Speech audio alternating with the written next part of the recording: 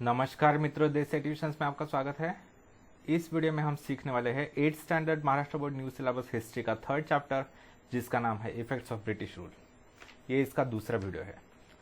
आगे बढ़ने से पहले मेरे आपसे रिक्वेस्ट है कि प्लीज़ मेरे वीडियो को लाइक कीजिए, अपने दोस्तों के साथ भरपूर शेयर कीजिए। कुछ डाउट्स हो तो नीचे कमेंट कीजिए, मेरे चैनल को सब्सक्राइब कीजिए। अगर आप मेरे दूसरे वीडियोस देखना चाहते हैं तो मैंने उनकी लिंक डिस्क्रिप्शन में शेयर की है, वहाँ पर जाकर आप मेरे दूसरे वीडियोस भी देख सकते हैं। तो चलिए शुरू करते हैं। Effects of British rule on India. पिछले वीडियो में यहाँ तक हुआ था, अभी आगे देखते हैं। जुडिशियल सिस्टम, न्याय व्यवस्था कैसी थी? The British established a new judicial system in India on the basis of judicial system in England. ब्रिटिशों ने जैसी न्याय व्यवस्था इंग्लैंड में थी वैसी न्याय व्यवस्था यहाँ पर लागू कर दी। Every district had a civil and criminal court to solve the local cases. हर जिले में एक सिविल कोर्ट जो जमीन जायदाद के, जो फैमिली मैटर्स के झगड़े होते थे उसको सॉल्व करने के लिए, और क्रिमिनल कोर्ट जैसे कोई क्राइम करता है तो उसको सॉल्व करने के लिए क्रिमिनल कोर्ट, ऐसे 2 कोर्ट्स हर एक डिस्ट्रिक्ट में बना दिया। For reconsideration of their judgments a high court was established. और अगर अपील करना है, कोई निर्णय अमान्य है किसी को, फिर से विचार करने के लिए भेजना है तो हाई कोर्ट्स में दिया जा सकता था। Equality before law. In early times law in India differed from place to place. पुराने समय में भारत में जगह जगह पर अलग अलग न्याय व्यवस्था होती थी, अलग अलग कानून अधिनियम होते थे। There was a difference in judgment on the basis of casteism. जाति व्यवस्था के आधार पर भी जो है जजमेंट दिया जाता था, निर्णय दिया जाता था। जैसे हर एक जाति की अपनी पंचायत होती थी, जाति पंचायत, और वो अपने जाति के मसले जो थे वो अपने पंचायत के पास ही सुलझा देते थे। हर एक जाति की अपनी अपनी पंचायती व्यवस्था होती थी और वो अपने झगड़े सुलझाते थे वहां पर। तो जाति आधारित न्याय व्यवस्था थी। तो under the leadership of Lord Macaulay a committee was set up to create the code of law.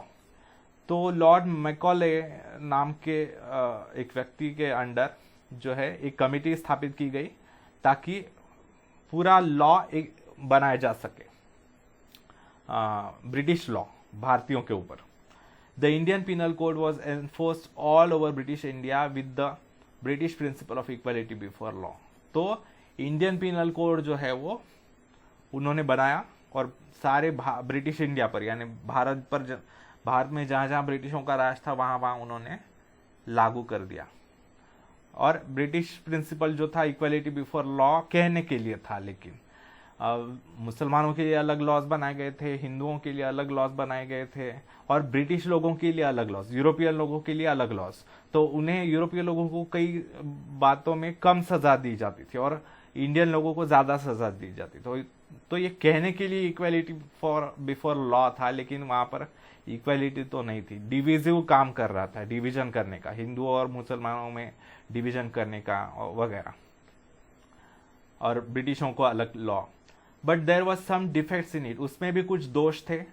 There were separate codes and different laws for the Europeans. Europeans जो थे, जो भारत में रह रहे थे, उनके लिए अलग से कोड थे, अलग से उनके लिए कानून थे।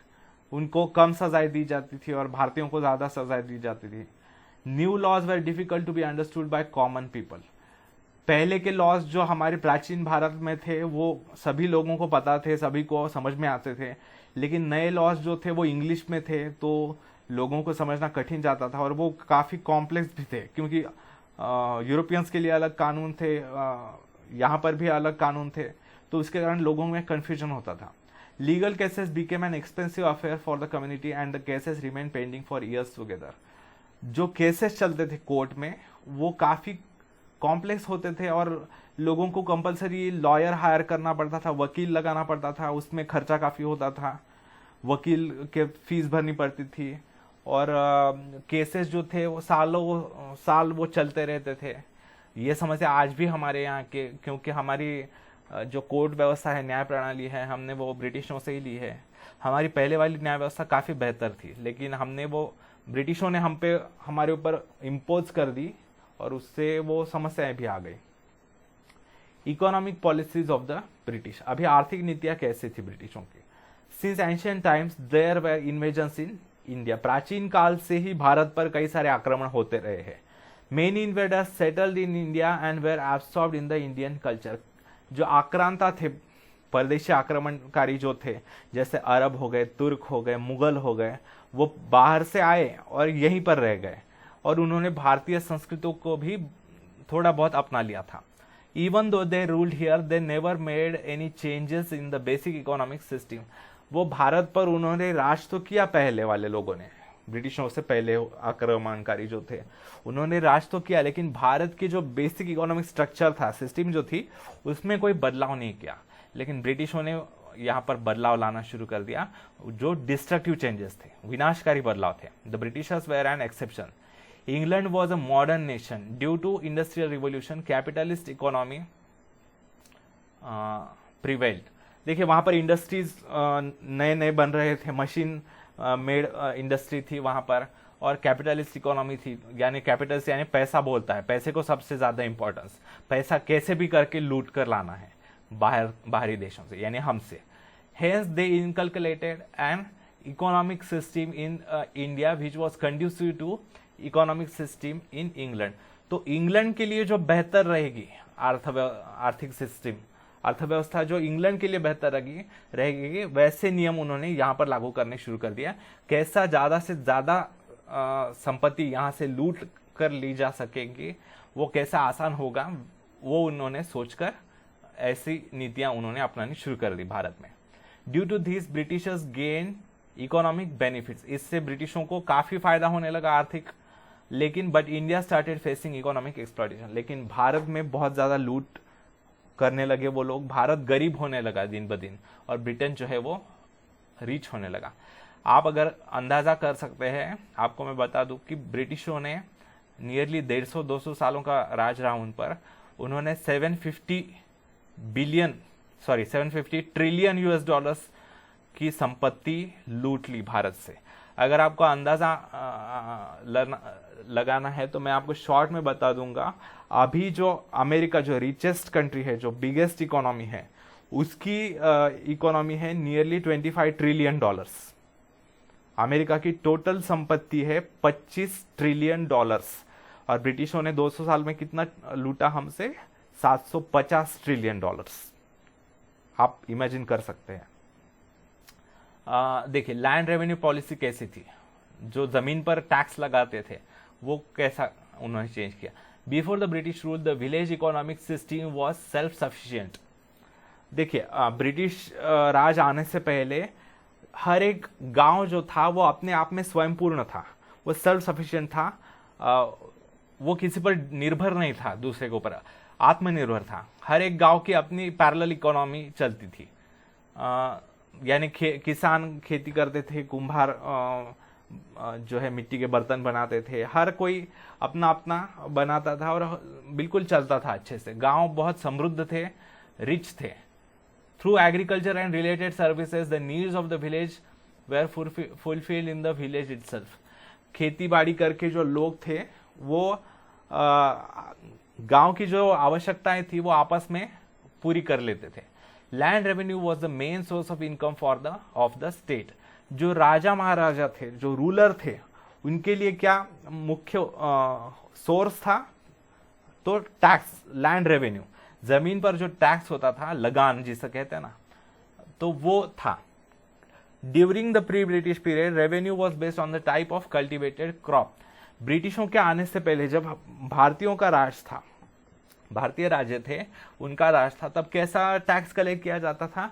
कौन सा क्रॉप लगाया गया है आपके खेती में, कौन सा जो है पीक कोणतं लावलंय, क्रॉप कौन सा लगाया है, तो उसके आधार पर टैक्स लगाया जाता था। अगर कॉस्टली वाला क्रॉप है, बहुत पैसे देने वाला, तो ज्यादा टैक्स लगाया जाता था। अगर कम सस्ते वाला क्रॉप है तो कम टैक्स लगाया जाता था। और वो भी क्या है, जितना अनाज आता था, अगर बहुत ज्यादा क्रॉप का उपज होती थी, खूप पीक यायचं तर जास्त टॅक्स लावायचे, कमी पीक आलं तर कमी टॅक्स लावायचे। त्याच्यामुळं उसके कारण खेती किसान जो थे वो अच्छे थे, अच्छी हालत में थे, वो कभी उनके ऊपर बुरी अवस्था नहीं थी। The farmer was exempted from taxation in case of loss of crops. अगर किसी एक वर्ष अकाल आता था, फेमिन वगैरह आता था, दुष्काल पड़ला, तो उस साल जो है वो टैक्स में छूट दी जाती थी राजाओं द्वारा। लेकिन revenue was mainly collected in the form of grains. जो रेवेन्यू टैक्स कलेक्ट किया जाता था ब्रिटिश आने से पहले, वो ग्रेन्स अनाज के रूप में ले आ जाता था। Even in the case of late payment of tax the farmer's land was not confiscated. अगर किसी किसान को टैक्स भरने में देरी होती थी तो उसकी जमीन जब्त नहीं की जाती थी, उस पर कार्रवाई नहीं की जाती थी राजाओं द्वारा। To increase income the British made important changes in the revenue system. लेकिन ब्रिटिशों को तो लूटना था भारत को, तो ज्यादा से ज्यादा लूटने के लिए उन्होंने टैक्सेशन सिस्टम में, रेवेन्यू सिस्टम में बदलाव किया। Land was measured and as per the area of the land tax was fixed. क्या किया गया, हर एक किसान के पास कितनी जमीन है वो गिना गया। समझ लीजिए एक किसान के पास 10 एकड़ जमीन है, तो उन्होंने क्या कर दिया कि अगर एक किसान के पास 10 एकड़ जमीन है तो आपको 10,000 रुपए टैक्स लगेगा हर साल। यानी अगर आप उसमें कुछ अनाज आए, कुछ क्रॉप लगाइए, कुछ क्रॉप ना लगाइए, अगर अकाल भी आता है, दुष्काल जरी पड़ला, तो भी कुछ भी करिए आप, कोई भी सस्ते वाला क्रॉप लगाइए, महंगा वाला क्रॉप लगाइए, कौन सा भी लगाइए, आपको 10,000 रुपए भरना ही है 10 एकड़ जमीन पे। अगर 100 एकड़ जमीन है तो 1 लाख रुपए भरना है। आप चाहे कुछ उगाइए ना उगाइए, आपको इतना भरना ही पड़ेगा। Payment of tax was made compulsory in the form of cash, और वो भी टैक्स कैसा, कैश में भरना पड़ेगा, पैसे के रूप में, अनाज के रूप में नहीं लेते थे वो।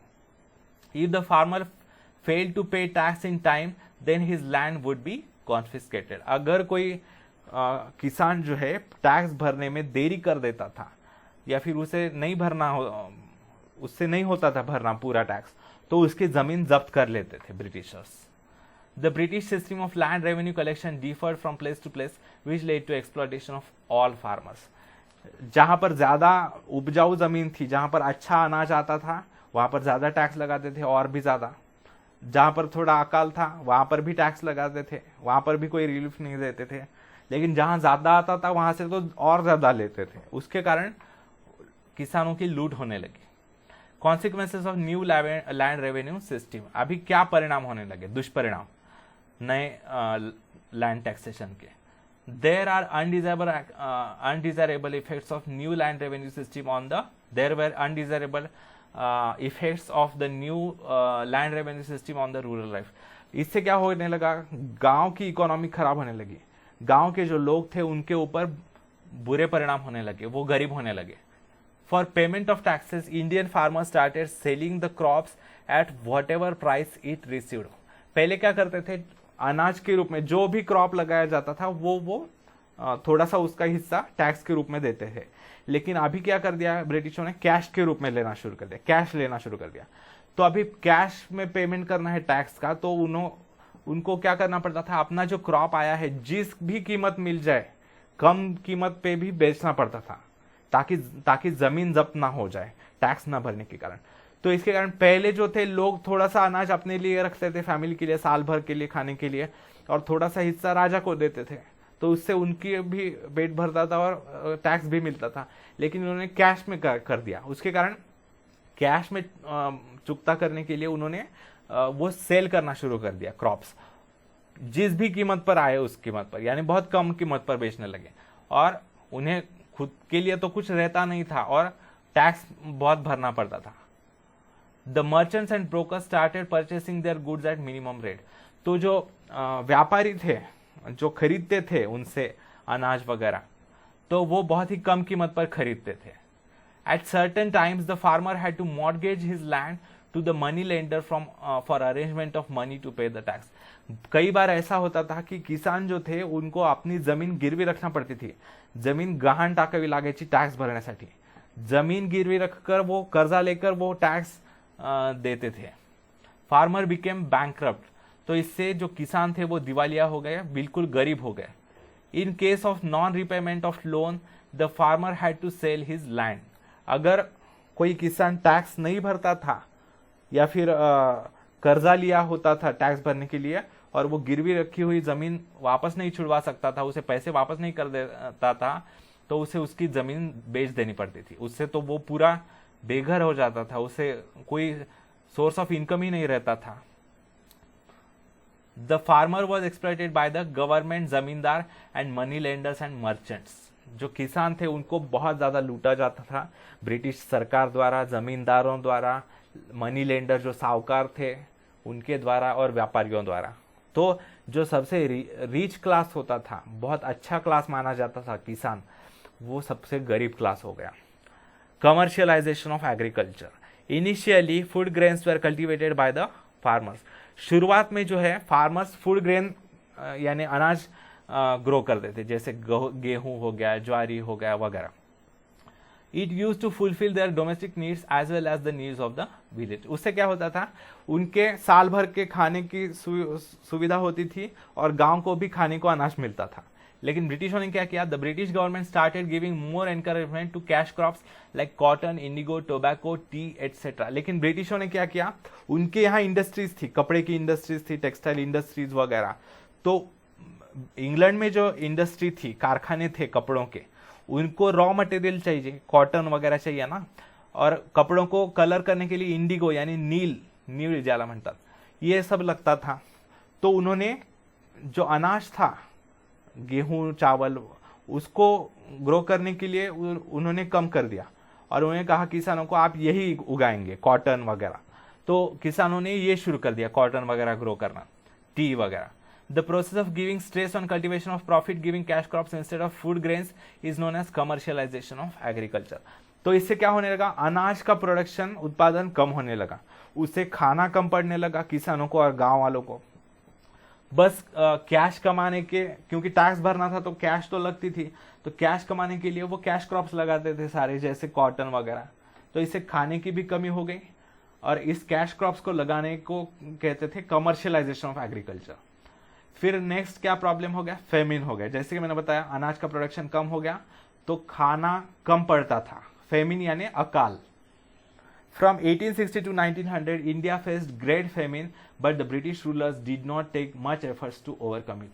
1860 से 1900 तक बहुत ज्यादा अकाल पड़ गया, बारिश ही नहीं होती थी, बहुत कम प्रोडक्शन होता था, अनाज का जो भी उत्पादन है खेती का वो कम होता था।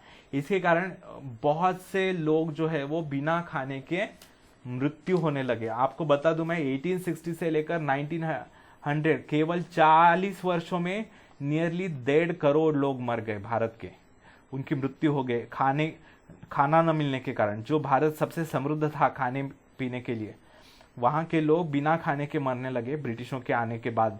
1.5 करोड़ लोग मर गए। तो आप इमेजिन कर सकते हैं। लेकिन ब्रिटिशों ने कुछ नहीं किया, बल्कि लूटना चालू रखा। Similarly not much expenditure was made on provision of water supply. वो किसानों को फोर्स तो करते थे कि ज्यादा उत्पादन कीजिए, लेकिन वाटर सप्लाई के लिए धरण वगैरह, डैम्स वगैरह बनाने पर कोई खर्चा नहीं करते थे। Development in transport and communication system. अभी ट्रांसपोर्ट और कम्युनिकेशन कैसे उन्होंने डेवलप किया। For increase in trade and convenience of administration, the British developed modern facilities like transport and communication in India. ब्रिटिशों ने क्या किया, बहुत से लोग कहते हैं कि ब्रिटिश के आने के कारण रेलवे आई हमारे देश में और टेलीग्राफ आया यानी तार। तो वो उन्होंने भारत को लूटना आसान होना चाहिए। जो अंदरूनी भारत है, मध्य भारत है, वहां से जो सामान किसान प्रोड्यूस करते थे, वहां पर भर भर कर रेलगाड़ियों में भरकर मुंबई या कोलकाता जैसे पोर्ट्स तक, समुद्री बंदरगाहों तक लेकर जाकर ज्यादा से ज्यादा कैसे कन्वीनियंटली लिया जा सके और इंग्लैंड में कैसा भेजा जा सके, उसके लिए उन्होंने रेलवे डेवलप की थी।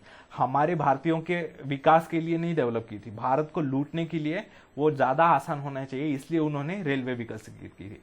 और ऐसा कुछ नहीं है कि अगर ब्रिटिश ना आते तो हमारे यहाँ रेलवे नहीं डेवलप होती। क्या दुनिया भर में ब्रिटिश गए थे तो वहां पर तो रेलवे आई ही है ना, ऐसा कुछ नहीं है। और दूसरा एक कारण था रेलवे डेवलप करने का और टेलीग्राफ सर्विस शुरू करने का। अगर कहीं पर एक जगह पर समझ लीजिए कोई रिबेल कर रहा है, कोई भारतीयों ने उठाव कर दिया, विद्रोह कर दिया ब्रिटिशों के अगेंस्ट, तो जल्दी से जल्दी ब्रिटिश सेना, एडिशनल ब्रिटिश सेना को बुलाया जाता था दूसरे गांव से मैसेज भेजकर।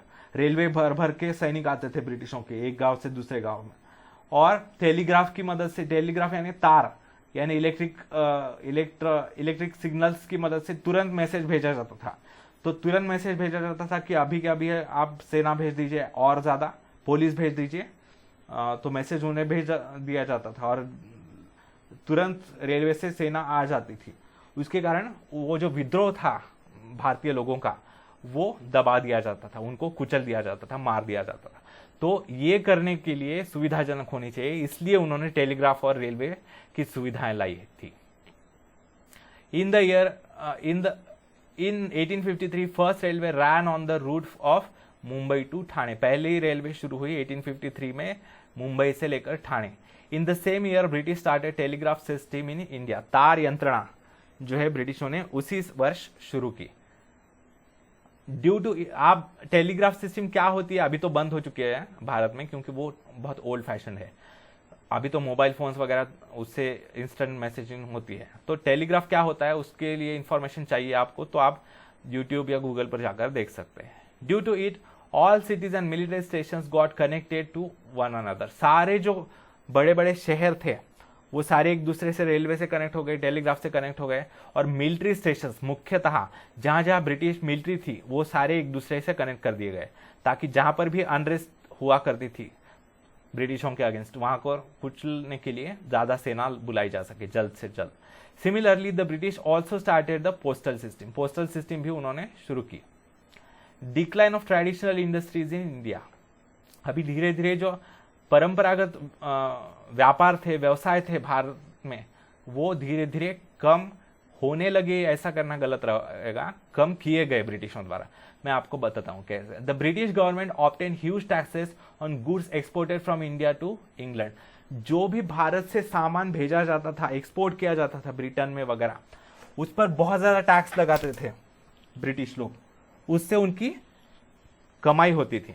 तो वो बहुत ज्यादा टैक्स लगाते थे, तो भारत से जो बाहर जा रहा है उस पर बहुत ज्यादा टैक्स लगाते थे। On the other hand very less tax was impose on goods imported from England to India. लेकिन इंग्लैंड से जो भारत में सामान आता था उस पर बहुत कम टैक्स लगाया जाता था। तो क्या होता था, उनका सामान सस्ता होता था, हमारा सामान महंगा होता था। तो हमारा सामान कम बिकता था और उनका सामान ज्यादा बिकता था।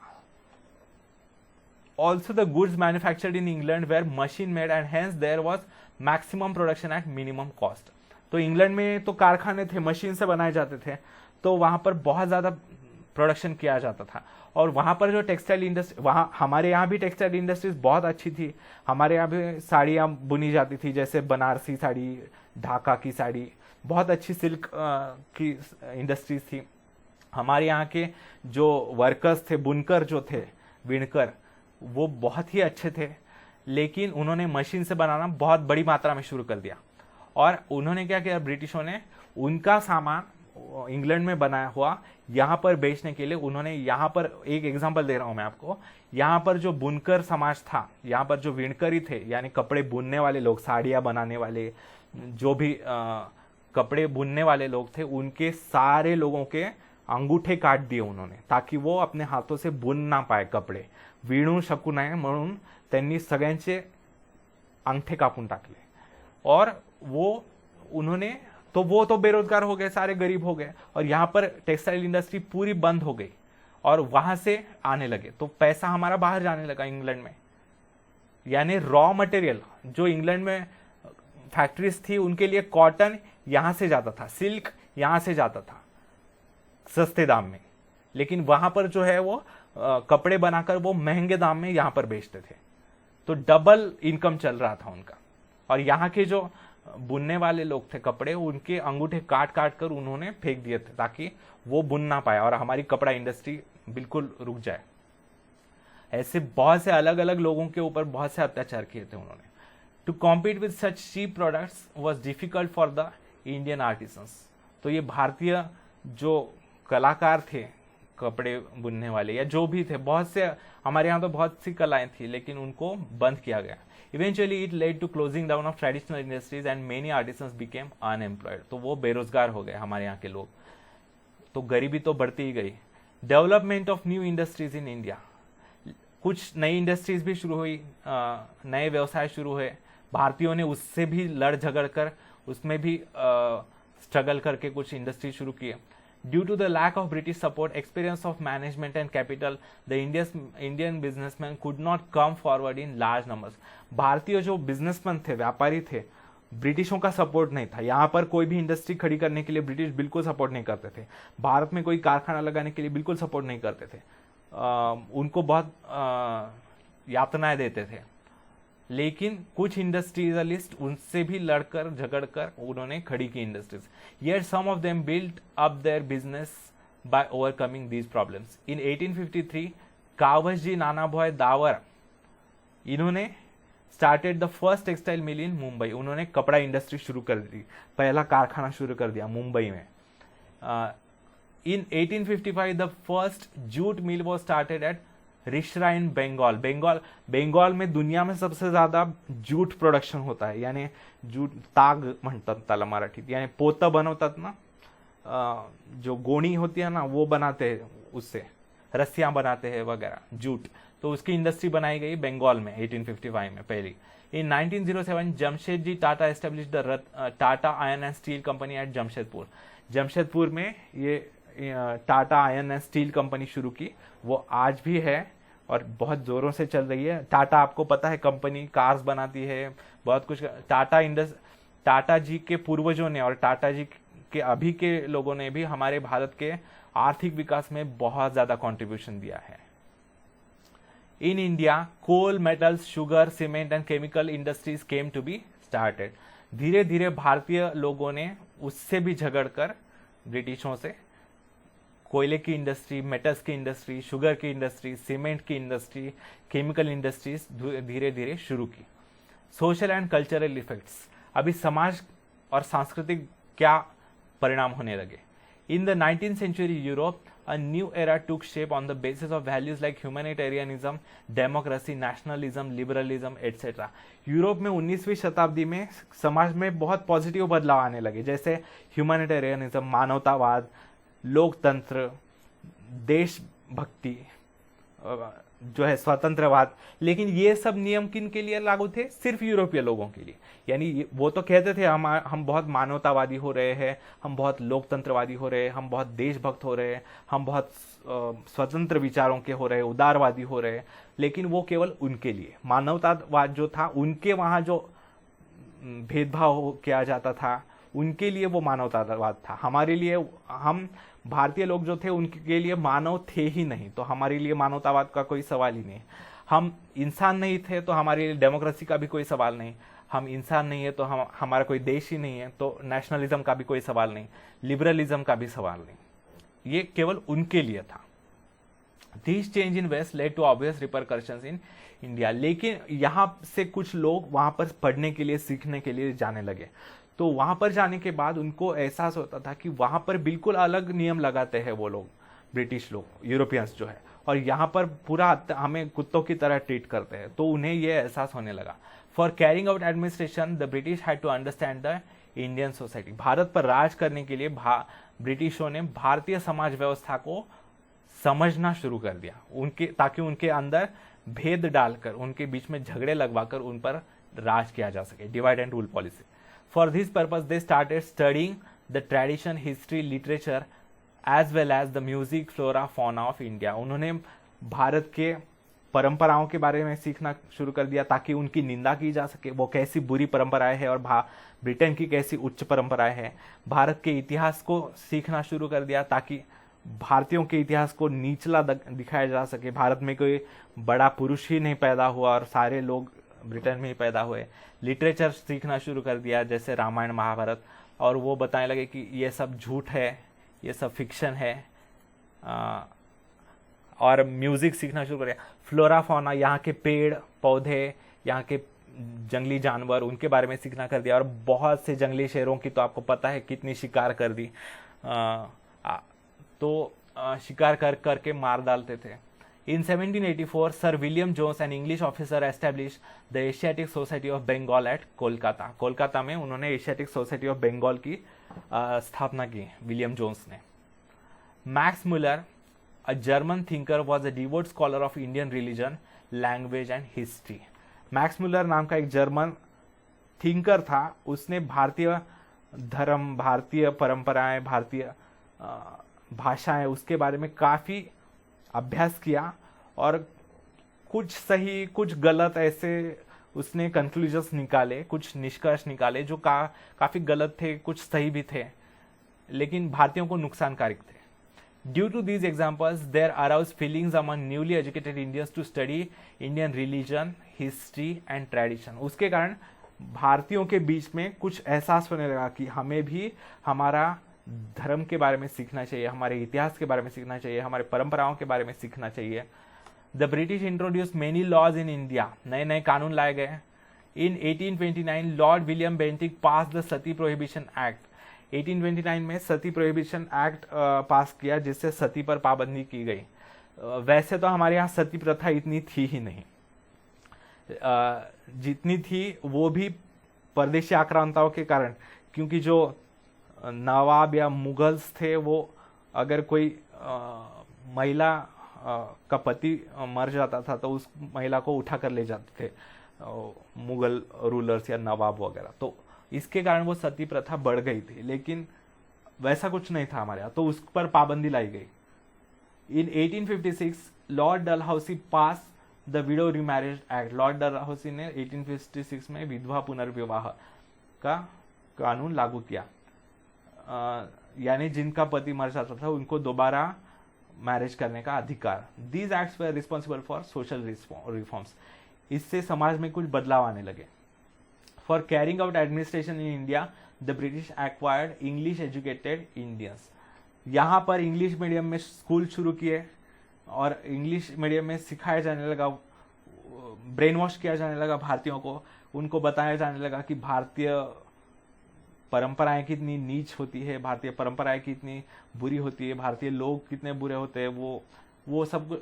उसके कारण भारतीय लोगों में एक इन्फेरिटी कॉम्प्लेक्स डेवलप किया गया उनके, और आज भी हमारे बीच में है। आज हम कहते हैं कि ब्रिटिशों से आज़ाद तो हुए हैं हम 15 अगस्त 1947 को, लेकिन हम मेंटली अभी भी ब्रिटिशों के गुलाम ही है, क्योंकि अभी तक हमारे यहाँ इंग्लिश भाषा बहुत अच्छी मानी जाती है।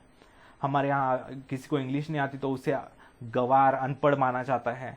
अभी भी हम इंग्लिश मीडियम में ही सीखते हैं, तो ये कुछ बुरी बातें हैं। आम्बेडकर जी ने कहा था कि संस्कृत भाषा को राष्ट्रीय भाषा घोषित कर दीजिए और पूरा संस्कृत में कर दीजिए, लेकिन नेहरू जी ने उसको विरोध कर दिया। अगर संस्कृत में किया होता तो आज हम दुनिया पर राज कर रहे होते। अकॉर्डिंग टू, अभी तक हम परदेशी भाषा में सीख रहे हैं स्वतंत्रता के 70, 72, 75 सालों बाद भी। According to recommendation of Lord Macaulay in 1835, English education started being imparted in India.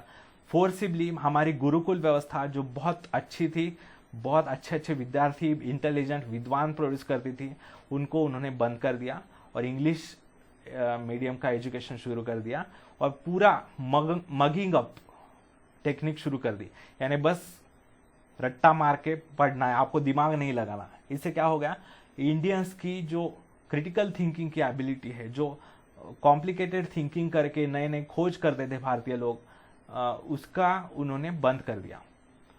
Through new education Indians were introduce, आपको मैं बता दूं अभी एक नेशनल एजुकेशन पॉलिसी 2020 डिक्लेयर की है सरकार ने, तो वो काफ़ी अच्छी है, उसमें ये काफ़ी बदलाव किए गए हैं, पॉजिटिव चेंजेस जो अभी धीरे धीरे लागू किए जाएंगे। Through new education Indians were introduce to western thoughts, modern reforms, science and technology, ये हुआ। In 1857, universities were established at Kolkata, Mumbai and Madras, Chennai. The Western educated middle class Indians led the social reform movement in India. 1857 में मद्रास यानी चेन्नई, आज का कोलकाता, मुंबई में वगैरह universities establish की गई और इंग्लिश मीडियम में पढ़े भारतीय लोग जो है वो एक नई एक प्रजाति बन गई भारत में, जो भारतीयों से ही शर्मिंदा थी। ठीक है, तो यहाँ पर यह चैप्टर समाप्त होता है। अगर आपको मेरा वीडियो अच्छा लगे तो प्लीज़ मेरे वीडियो को लाइक कीजिए, अपने दोस्तों के साथ भरपूर शेयर कीजिए। कोई डाउट्स हो तो नीचे कमेंट में पूछे, मेरे चैनल को सब्सक्राइब कीजिए। धन्यवाद मित्रों, आपका दिन बहुत बहुत शुभ जाए।